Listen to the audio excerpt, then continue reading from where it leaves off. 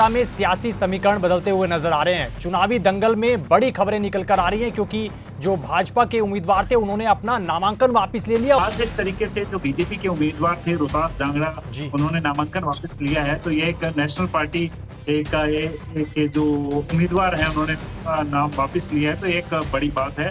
लेकिन सुरेंद्र, इशारा तो वही जाता हुआ नजर आ रहा है ना कि अगर आपको टिकट मिला उसके बाद आपका फर्ज था चुनाव लड़ना, चुनावी दंगल में उतरना, लेकिन आप दंगल से एन मौके से कहीं ना कहीं आप वापस जाते हुए नजर आ रहे हैं और समर्थन लग रहा है कि गोपाल कांडा की तरफ ही जाता हुआ नजर आ रहा है। इशारा भी बहुत कुछ वही कहता हुआ दिख रहा है। जी बिल्कुल, इशारा नहीं बल्कि ये साफ तौर पर नजर आ रहा है क्योंकि गोपाल कांडा लगातार ये कह रहे हैं कि हम आरएसएस से जुड़े हुए हैं। कल तस्वीर निकल कर आई करनाल से, भाजपा के उम्मीदवार अगर एक किसी मंच पर आंसू बहा दें और ठगा सा महसूस करें तो फिर आप क्या मानते हैं, इस तस्वीर को क्या कहा जाए?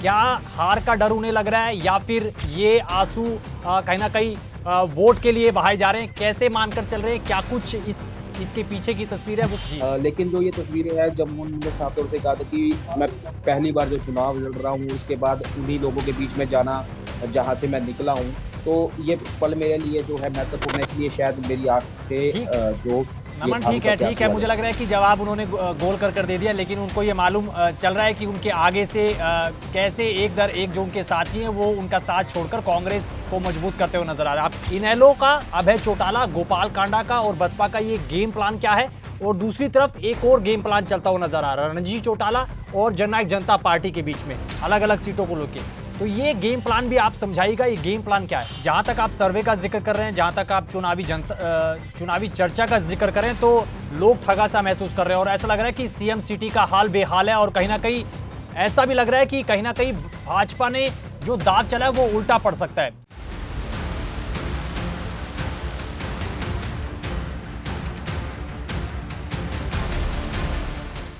नमस्कार, पीटीसी न्यूज के डिजिटल प्लेटफॉर्म पर आप सभी का स्वागत। मैं हूं आपके साथ अतुल वर्मा, लेकर हाजिर हूं चुनावी स्पेशल मूड हरियाणा का। और आज के इस खास कार्यक्रम में हम हरियाणा विधानसभा की कुछ हॉट सीटों को लेकर चर्चा करेंगे। आप भी इस चर्चा में जुड़ सकते हैं। अगर आपका कोई सवाल तो जरूर पूछेगा, क्योंकि हम लगातार चुनावी समीकरण को लेकर बातचीत कर रहे हैं। जनता का चुनावी मूड क्या कुछ है और जनता किस नेता पर अपना विश्वास जता रही है और किसे विधानसभा भेजने की तैयारी में है। कुछ खास मेहमान हमारे साथ मौजूद हैं। सबसे पहले उनका स्वागत करेंगे। सिरसा से सुरेंद्र सावंत, हमारे पीटीसी संवाददाता, उनका स्वागत करेंगे। सुरेंद्र जी, बहुत बहुत स्वागत है आपका इस लाइव चर्चा में। और करनाल से नमनदीप सिंह, हमारे पीटीसी संवाददाता। नमनदीप, आपका भी बहुत बहुत स्वागत है।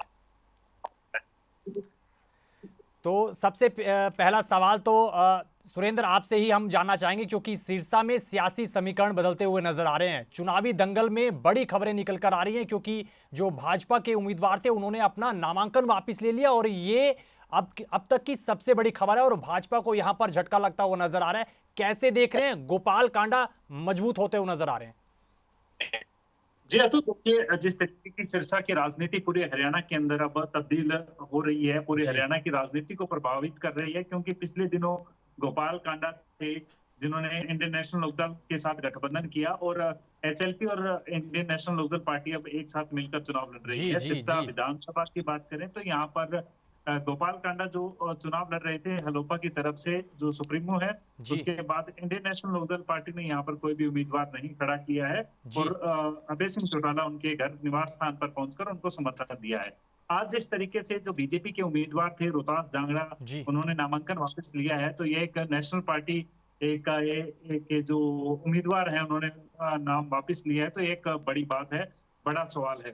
इसी बीच जिस तरीके से बातचीत चल रही थी कि गोपाल कांडा को समर्थन देंगे, पीटीसी न्यूज से खास बातचीत में भी उन्होंने कहा कि अभी मीटिंग की जाएगी, बीजेपी के पदाधिकारियों से मीटिंग की जाएगी, जो बड़े नेता हैं उनसे बातचीत की जाएगी, उसके बाद फैसला लिया जाएगा कि हमें किस तरफ देना है या किसी को समर्थन देना है या नहीं देना है। जी अतुल, लेकिन सुरेंद्र, इशारा तो वही जाता हुआ नजर आ रहा है ना कि अगर आपको टिकट मिला उसके बाद आपका फर्ज था चुनाव लड़ना, चुनावी दंगल में उतरना, लेकिन आप दंगल से एन मौके से कहीं ना कहीं आप वापस जाते हुए नजर आ रहे हैं और समर्थन लग रहा है कि गोपाल कांडा की तरफ ही जाता हुआ नजर आ रहा है।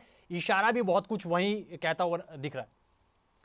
जी बिल्कुल, इशारा नहीं बल्कि ये साफ तौर पर नजर आ रहा है, क्योंकि गोपाल कांडा लगातार ये कह रहे हैं कि हम आरएसएस से जुड़े हुए हैं और हमारा जो एनडीए है उसके हम घटक हैं, हम एनडीए के सदस्य हैं, जी हरियाणा लोक हित पार्टी एक अहम सदस्य है। जी और उसी बीच जिस तरीके से सीटें जब अनाउंस हुई थी उससे पहले भी लगातार गोपाल कांडा के बयान आते रहे थे कि हमारा बीजेपी के साथ हम उनके साथ मिले हुए हैं और हमारा एक दूसरे के साथ ही हम टिकटों का वितरण करेंगे। हालांकि सिरसा से पहले ही अनाउंस कर दिया था कि गोपाल कांडा चुनाव लड़ेंगे, लेकिन बीजेपी ने अपना उम्मीदवार उतार दिया था उसके बावजूद। लेकिन आज जिस तरीके से नामांकन वापस लिया गया है रमेश रोहतास जांगड़ा का, उसके बाद साफ तौर पर नजर आ रहा है कि यह जो गोपाल कांडा है उनको समर्थन देंगे। जी सुरेंद्र, मैं आपके पास आऊंगा, सवाल जवाब बहुत सारे हैं और सियासी समीकरणों का लगातार जिक्र करेंगे। नमनदीप के पास चलना चाहेंगे। नमन, जो कल तस्वीर निकल कर आई करनाल से, भाजपा के उम्मीदवार अगर एक किसी मंच पर आंसू बहा दें और ठगा सा महसूस करें तो फिर आप क्या मानते हैं, इस तस्वीर को क्या कहा जाए? क्या हार का डर उन्हें लग रहा है या फिर ये आंसू कहीं ना कहीं वोट के लिए बहाए जा रहे हैं? कैसे मानकर चल रहे हैं? क्या कुछ इसके पीछे की तस्वीर है, वो पीछे की तस्वीर बताइएगा। जी देखो सर, जिस तरह का माहौल है करनाल की सीट का, करनाल जी सीट की अगर बात करें तो ये वो सीट है जहां पर दो मुख्यमंत्रियों ने चुनाव लड़ा जी और दोनों ही मुख्यमंत्री जीते हैं। जी लेकिन अब जो है पहली बार 10 साल बाद इस सीट पर जो है अब उतरे हैं जगमोहन आनंद, जिन्हें जी जो है हाल ही में टिकट मिला है। और टिकट मिलने के बाद वो पहली बार मीडिया के सामने भी कुछ इस तरह से जो भावुक हो गए थे। उन्होंने कहा कि मैंने संगठन की जिस तरह से भाजपा में वो रहे हैं, जिला अध्यक्ष रहे हैं, उसके बाद मनोहर लाल खट्टर के पूर्व वो अपना जो है मीडिया सलाहकार रहे हैं। जी तो उनको ये खुशी थी, ये भावुक के पल थे जो हर कोई कैद करता है। लेकिन उसके बाद जिस तरह का जो माहौल है, रोजाना जो है कांग्रेस में ज्वाइनिंग हो रही है, बीजेपी जी के नेताओं की, जो जी पार्षद है करनाल के, जी वो ज्वाइनिंग करते जा रहे हैं, पूर्व जी पार्षद जो है। जी और साथ ही साथ जो है बीजेपी के नेता जो है बीजेपी का साथ छोड़कर जी कांग्रेस में जा रहे हैं। और स्मिता सिंह जो कांग्रेस की कैंडिडेट है, उनका वो मजबूत दावेदारी जो विधायक की है, जो वो पक्की ताल ठोक रही है। क्योंकि इससे कई तस्वीरें सामने आ जाती है कि मैदान में कोई है ही नहीं। जी क्योंकि चर्चा ऐसी चल रही है कि शहर में लोग चर्चा कर रहे हैं कि स्मिता सिंह मजबूत दावेदार है। लेकिन जी तो वहीं जगमोहन आनंद की बात करें तो वो भी एक मजबूत दावेदार है, क्योंकि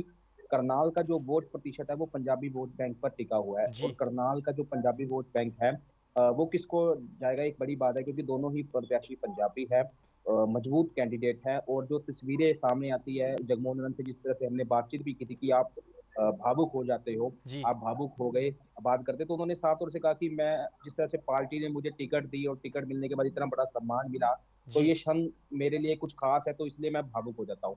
अब जनता इसे कैसे ले रही है, हार के रूप में ले रही है या फिर वोट के रूप में ले रही है, ये जनता को पता है। लेकिन ऐसी तस्वीरें कई बार सामने आ जाती है जब प्रत्याशी या तो कई बार हार के डर से या फिर वोट एक भावुक होता है ना, भावुक करके जनता से कुछ बातचीत करके, तो ये भी चीजें आती रहती है सत्ता में। जी लेकिन जो ये तस्वीरें हैं जब उन्होंने साफ तौर से कहा था कि मैं पहली बार जो चुनाव लड़ रहा हूँ, उसके बाद उन्हीं लोगों के बीच में जाना जहां से मैं निकला हूँ, तो ये पल मेरे लिए जो है महत्वपूर्ण है। इसलिए शायद मेरी आंख से ठीक है जो ये नमन, भावुक करके ठीक है। आंसू आ मुझे जाए। लग रहा है कि जवाब उन्होंने गोल कर दे दिया, लेकिन उनको ये मालूम चल रहा है कि उनके आगे से कैसे एक दर एक जो उनके साथी हैं वो उनका साथ छोड़कर कांग्रेस को मजबूत करते हुए नजर आ रहा है। आपके पास आऊंगा मैं।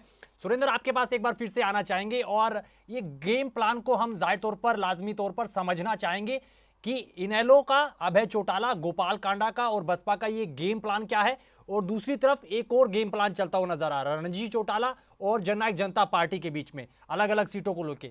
तो ये गेम प्लान भी आप समझाइएगा, ये गेम प्लान क्या है? देखिए, दर्शकों को बताना चाहेंगे जिस तरीके से सिरसा पहले चौटाला का गढ़ माना जाता था, बिल्कुल। लेकिन अब परिवार का विघटन के बाद ये लगातार अलग अलग चुनाव लड़ रहे हैं। अब देखिए, पिछले दिनों जिस तरीके से दुष्यंत चौटाला ने अपनी पार्टी बनाई और हरियाणा के अंदर सत्ता के अंदर हिस्सेदारी भी रही, जी लेकिन अब चौधरी रणजीत सिंह चौटाला उनके दादा लगते हैं परिवार में, लेकिन उनके साथ जिस तरीके से बयानबाजी थी, ये साफ नजर आ रहा था कि उनके आपस में नहीं बनती। लेकिन जी राजनीति है, इसके अंदर कभी भी किसी का ना दुश्मन होता है ना दोस्त होता है। जी उसी के तहत जिस तरीके से आदित्य चौटाला है जो एनसी के परिवार के हैं, आदित्य जी चौटाला ने जी अभय सिंह चौटाला को ज्वाइन किया है। उसके बाद दिग्विजय चौटाला वहां डबारी से चुनाव लड़ रहे थे और अब अ, अ, दिग्विजय चौटाला को सपोर्ट करने के लिए उनके दादा चौधरी रणजीत सिंह चौटाला भी उनके साथ आ गए। और उधर से जो दिग्विजय चौटाला वो ये बात कह रहे हैं कि रानिया में हम सपोर्ट करेंगे जी हमारे दादा को, चौधरी रणजीत सिंह चौटाला को, जो लगातार रानिया से पहले विधायक थे और अब फिर रानिया की राजनीति के अंदर एक अहम किरदार निभाने के प्रयास में है। जी, चलिए सुरेंद्र, आपके पास एक बार फिर से आएंगे, अभी नमनदीप के पास चलेंगे। नमन, कहते 2014 के बाद से करनाल को सीएम सिटी का दर्जा दिए जाने लगा और कहा जाता है कि करनाल से जो टिकट लेता है और चुनाव लड़ता है वो सीधा सीएम की कुर्सी पर विराजमान होता है। लेकिन इस सीएम सिटी में बीते 10 साल में कितने ग्राउंड पर काम हुए हैं? क्योंकि विकास के मुद्दे पर भाजपा चुनाव लड़ रही है, तो आप मानकर चल रहे हैं कि इन बीते 10 साल में काम हुए हैं? जनता से आपने बहुत सारे चुनावी चर्चा की, जनता का क्या कुछ कहना है वो बताइए। जी देखिए, जो सीएम सिटी की अगर बात करें ना, करनाल सीएम सिटी 2014 में जब मनोहर लाल खट्टर ने पहली बार चुनाव लड़ा था, किसी को उम्मीद नहीं थी कि हरियाणा के अगले मुख्यमंत्री मनोहर लाल खट्टर होंगे और करनाल से ही वो चुनाव जीत कर जाएंगे। जी उसके बाद उन्होंने फिर रिपीट किया जी और फिर बाद में जो है जैसे आपने देखा कि किस तरह से जो है राजनीति रही हरियाणा की, कुछ समय पहले जी नायब सिंह सैनी को मुख्यमंत्री बना दिया गया। उसके जी बाद उन्होंने करनाल में दौरे किए और उन्होंने कई बार बयान दिया कि सीएम सिटी करनाल ही रहेगा, ये जी उन्होंने हर बार कहा। जी लेकिन किसी को उम्मीद नहीं थी कि नायब सिंह सैनी यहाँ से चुनाव ना लड़के कुरुक्षेत्र की तरफ चले जाएंगे। तो एक बड़ी बात है कि काम हुए क्या नहीं हुए, जी जनता का अपना अपना रुख है। किसी के मोहल्ले में सड़क टूटी पड़ी है, जी किसी के मोहल्ले में सीवरेज की व्यवस्था नहीं है। जी तो कई लोगों का साफ तौर से ये कहना है कि जो ये पोर्टल है जी इससे परेशानी है। जी जो अपना आइडिया बनी है, प्रॉपर्टी आइडिया होगी, जी फैमिली आइडिया होगी, तो जनता इससे काफी परेशान हताशा देखी है। हालांकि विकास कई चीजें उद्घाटन कई चीजें हुई है, जो कागजों में कह लो या फिर मुख्यमंत्री जी ने आके खुद जो है उद्घाटन किए हैं। जी ऐसे जी ऐसे कई काम हुए हैं सर। लेकिन जो जमीनी लेवल पर जनता क्या चाहती है, जनता यही चाहती है कि सड़कें हो, रोजगार हो और सरकार से अगर या फिर प्रशासन के अधिकारी से बातचीत करने जाए तो समस्या का निपटान है। तीनों में जो है ज्यादा मुझे लगता है कि ज्यादा काम नहीं हो पाए, क्योंकि युवा विदेश जा रहा है। करनाल एक ऐसा जिला है जी जहां जी का जी सबसे ज्यादा बच्चा जी रोजाना विदेश जा रहा है। पोर्टल की वजह से जनता परेशान है और सबसे बड़ी बात, दफ्तरों के चक्कर काट काट के जनता वैसे ही परेशान है। और आम जनता को इसके अलावा कुछ चाहिए भी नहीं सर। तीन ही ये मुख्य मुद्दे हैं जिसको लेकर ये चुनाव लड़ा जा रहा है। लेकिन जो कहते हैं कि करनाल सीट हालांकि बीजेपी के लिए सेफ सीट थी तब जी तक जब तक मुख्यमंत्री मनोहर लाल यहाँ थे। जी उसके बाद नायब सिंह सैनी मुख्यमंत्री बनी तब भी वो सेफ रही जब उपचुनाव में रहे। जी अब जगमोहन आनंद के लिए थोड़ी चुनौतियां हैं, क्योंकि उनके अपने कई साथी, कई बीजेपी के नेता जी कांग्रेस में शामिल हो गए। ये करनाल सीट का हाल है। और हालांकि जो और 4 सीटें हैं करनाल जिले की, उसमें भी यही हाल है। जी कई जगह पर जो है बीजेपी कमजोर है, कई जगह पर कांग्रेस कमजोर है। जी लेकिन जी टक्कर जो है पांचों सीटों पर है, मजबूत दावेदारी है। कई जगह पर आजाद उम्मीदवार खड़े हो चुके हैं सर। पांचों सीटों पर जो है माहौल कुछ ऐसा बना हुआ है कि एक कड़ा मुकाबला जो है इस बारी चुनाव में पेश आएगा। बिल्कुल नमन, तो देखिए जहां तक आप सर्वे का जिक्र कर रहे हैं, जहां तक आप चुनावी चर्चा का जिक्र करें, तो लोग ठगा सा महसूस कर रहे हैं और ऐसा लग रहा है कि सीएम सिटी का हाल बेहाल है और कहीं ना कहीं ऐसा भी लग रहा है कि कहीं ना कहीं भाजपा ने जो दाव चला है वो उल्टा पड़ सकता है, जैसे आप जिक्र कर रहे हैं। एक बार फिर से हम सुरेंद्र सावंत के पास चलेंगे।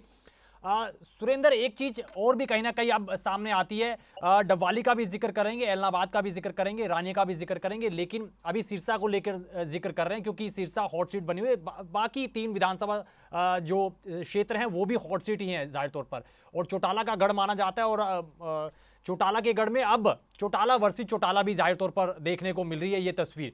लेकिन अब जो सिरसा सीट पर जो मुकाबला है वो त्रिकोणीय की बजाय गोकुल सेतिया बनाम गोपाल कांडा है। और 2019 की तस्वीर हमने देखी थी, 2019 में 602 वोटों से जीते थे गोपाल कांडा। तो क्या वो उस बढ़त को बढ़ाने के लिए कहीं ना कहीं अब बाकी पार्टियों का सहयोग मांगते हुए नजर आ रहे हैं?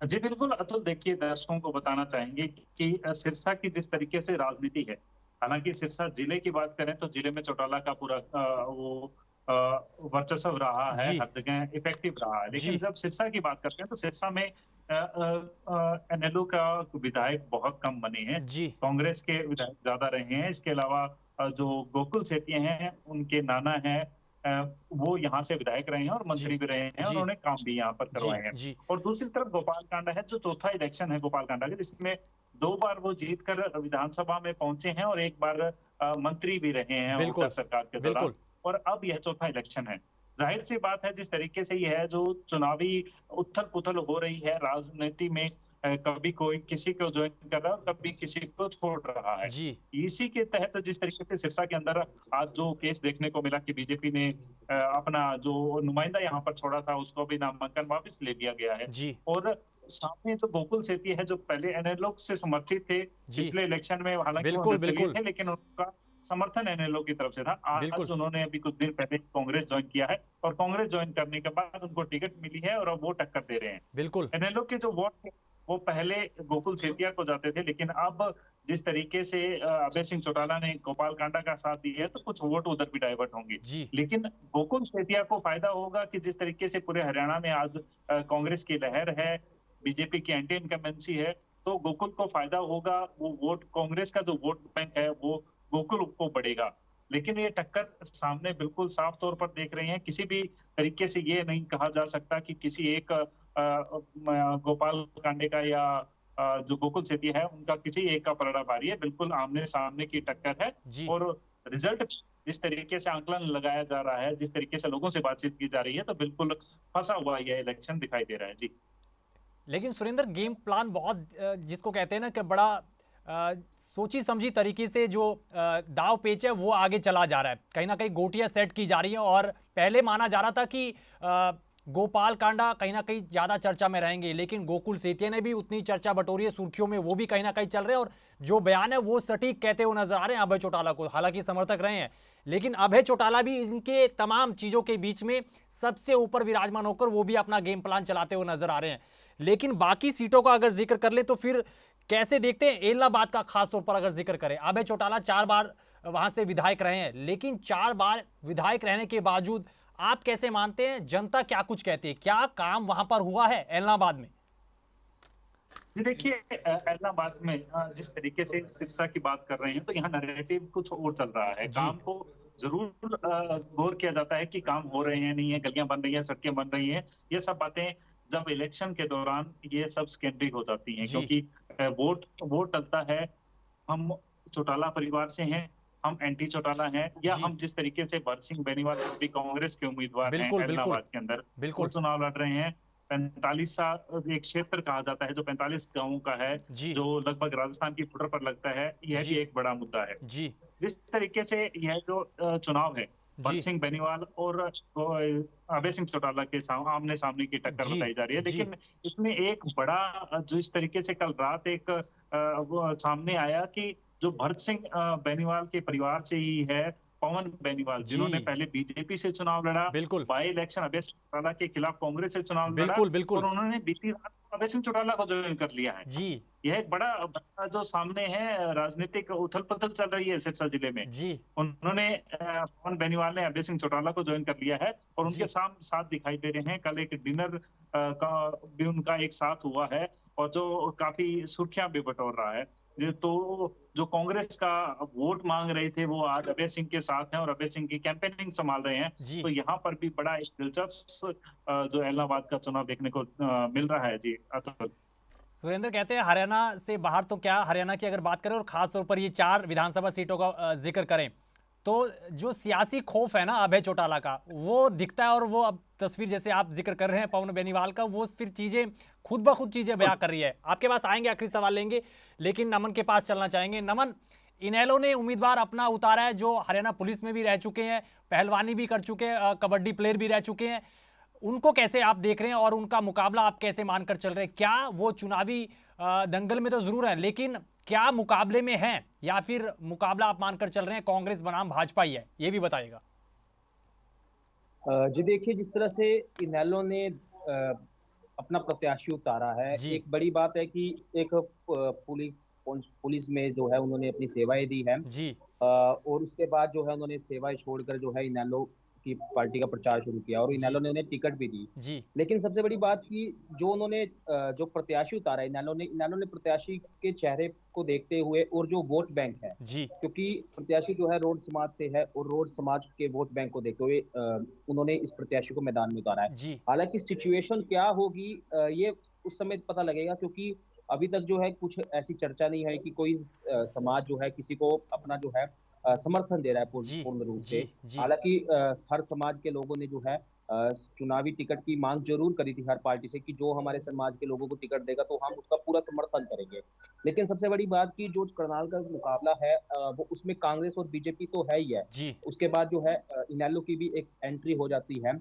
जहाँ तक मुझे लगता है कुछ मार्जिन तक कुछ वोट प्रतिशत जो है इनेलो भी ले जाएगी इस जी चुनाव में। जी हालांकि अगर उन्हें समर्थन मिलता है अपने समाज का, क्योंकि हालांकि वो ये भी बात कहते हैं कि मुझे 36 बिरादरी का समर्थन है, सिर्फ मेरे समाज का ही नहीं, मैं 36 बिरादरी का नेता हूँ। मैं जो है गरीबी से उठकर जो है मैंने अपनी जो है कबड्डी खेलनी शुरू करी थी। मैंने जो है अपने देश का नाम भी रोशन किया, उसके बाद मैंने पूरी सेवाएं दी। तो बड़ी बड़ी बातें हैं। लोग क्या सोच के वोट देंगे, क्योंकि सबसे बड़ी बात कि चेहरा क्या है और मुद्दे क्या है, इस पर जो है जनता वोट करना चाहती है। और जो करनाल के मुद्दे हैं वो तो यही है कि भैया हमारा नेता हर लोकल होना चाहिए। ये बहुत बड़ी मांग थी करनाल वालों की, जो करनाल के लोग नमन नमन एक कई सालों आखिरी आखिरी मैं आपसे सवाल लेना चाहूंगा। भूपेंद्र सिंह हुड्डा जहां भी जा रहे हैं प्रचार के लिए, दीपेंद्र सिंह हुड्डा जहां भी जा रहे हैं प्रचार के लिए, जिक्र करते हुए नजर आ रहे हैं कि अब की बार सत्ता में कांग्रेस लौटेगी। लेकिन करनाल और बाकी आसपास की विधानसभा सीटों का अगर जिक्र कर ले तो कांग्रेस कहां स्टैंड कर रही है वो भी बताएगा, और जनता का चुनावी मूड क्या कुछ है कांग्रेस को लेकर भी वो भी बताएगा। देखो तो करनाल में जो है सर 5 सीटें हैं विधानसभा की। जी जी अगर हम करनाल सीट की बात करें तो यहाँ एक अच्छी फाइट देखने को मिलेगी करनाल विधानसभा में। जी इंद्री की बात करें तो इंद्री में जो है अभी तक जो पता लगा है कि कांग्रेस का मजबूत दावेदार है, जी क्योंकि जी जो जी बीजेपी का दावेदार है, लोग कुछ परसेंट नाराज हैं। और जो है उनकी कहते हैं कि कुछ लोग ये भी कहते हैं कि उनकी उम्र बहुत हो गई है। तो ये जी लोगों की बातें हैं, लोगों की सोच है। जी लेकिन मजबूत टक्कर वहां भी रहेगी, लेकिन मजबूत दावेदार जो है कांग्रेस का बताया जा रहा है, क्योंकि करण देव कंबोज जो बीजेपी के नेता रहे हैं, जी मंत्री रहे हैं, उन्होंने उन्हें अपना समर्थन दे दिया है और जी हाल ही जी में उन्होंने कांग्रेस भी ज्वाइन कर लिया। जी असम सीट की बात करें तो मौजूदा विधायक है कांग्रेस के शमशेर सिंह गोगी, वो मजबूत है। लेकिन सबसे बड़ी बात जो जिले राम शर्मा है वो जी बीजेपी के नेता है, उन्होंने आजाद प्रत्याशी के तौर पर चुनाव में ताल ठोक दिया है और बिल्कुल वो बिल्कुल चुनाव लड़ रहे हैं। जी तो यहाँ पर थोड़ा सा वोट गिर सकता है। किसका गिरेगा? बीजेपी का तो गिरेगा गिरेगा। जी और यहाँ पर जो फायदा मिलेगा वो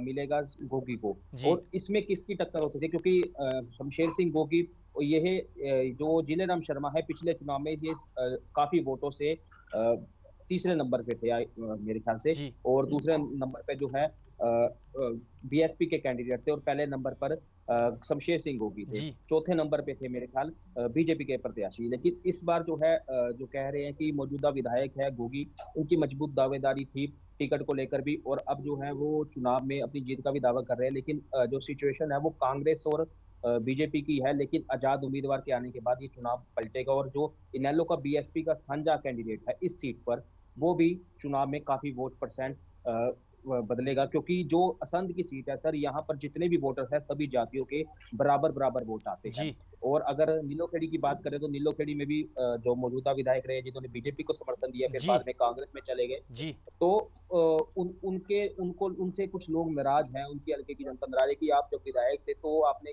कुछ खास काम नहीं किया। तो शायद बीजेपी के पक्ष में जा सकता है या कोई आजाद उम्मीदवार इस सीट पे जा सकता है। चलिए घरौंडा की बात ठीक है करें तो नमन, घरौंडा में ठीक है, शुक्रिया शुक्रिया नमन, थोड़ा समय की कमी है। आखिरी सवाल सुरेंद्र सावंत के पास जाना चाहेंगे, उनसे सवाल लेना चाहेंगे। सुरेंद्र हमारे साथ क्या जुड़े हैं या फिर अभी खबर पर जा चुके हैं सुरेंद्र?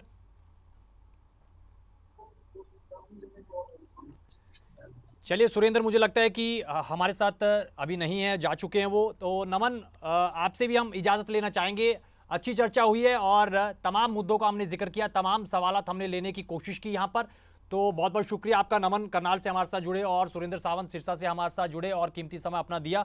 तो फिलहाल मूड हरियाणा के में बस इतना ही चर्चा, और ये आपको चर्चा कैसी लगी आप जरूर बता सकते हैं वीडियो के कमेंट बॉक्स में, और आप अपनी चुनावी राय भी बता सकते हैं कार्यक्रम को लेकर। और साथ ही साथ जो तमाम सियासी हलचल चल रही है, सियासी समीकरण चलते हुए नजर आ रहे हैं, उस पर आपकी क्या प्रतिक्रिया है? हरियाणा में किसकी सरकार अब की बार बनेगी और मुख्यमंत्री कौन बनेगा, आप जरूर बताइएगा। तस्वीर जरूर साफ होगी यहाँ पर 8 तारीख को। फिलहाल के लिए इस चर्चा में इतना ही। आप मुझे और मेरी टीम को दीजिए इजाजत, बने रहिए पीटीसी न्यूज के साथ।